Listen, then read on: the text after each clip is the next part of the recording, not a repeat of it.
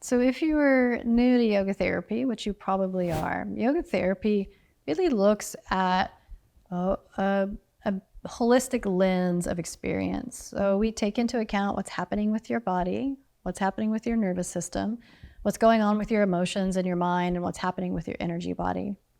Also, we look at lifestyle, what you're doing in your daily life that may either contribute to your stress responses or support the relaxation response, and how to recognize and lean into those. The yoga therapy process is really different from talk therapy. We're centering the body and centering the nervous system in our yoga therapy programs.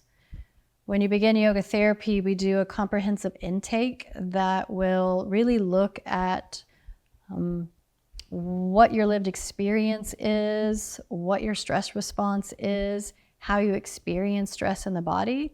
And then we begin to have a conversation, and we're beginning to look for patterns. What's going on at the level of body and nervous system? What are the stress responses? What are the sensations that they create in the body? How do they either shut down, constrict the breath, or ability to take action to move forward?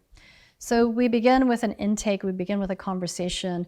We start to share with you some self-regulation tools. So when you're in a moment of feeling stressed, anxious, panicked, that you can begin to have a little bit of agency to start to shift the scale from activation, overwhelm, stress, back over to a little bit of relaxation, ease.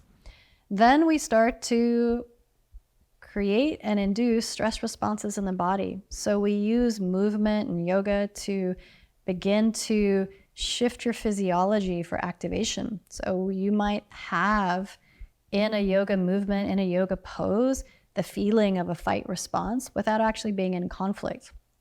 And what this allows you to do is begin to recognize the physiology of that stress response. A, to get really comfortable with that stress response in your body, and B, begin to have some tools to bring yourself back and down from that stress response. The idea is not that we're trying to bring our nervous system into a state of calm. A state of calm doesn't really help us survive very well.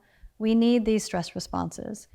But can we begin to build our capacity to experiencing stress responses in relationship with our thinking brain that has agency, that can make choice?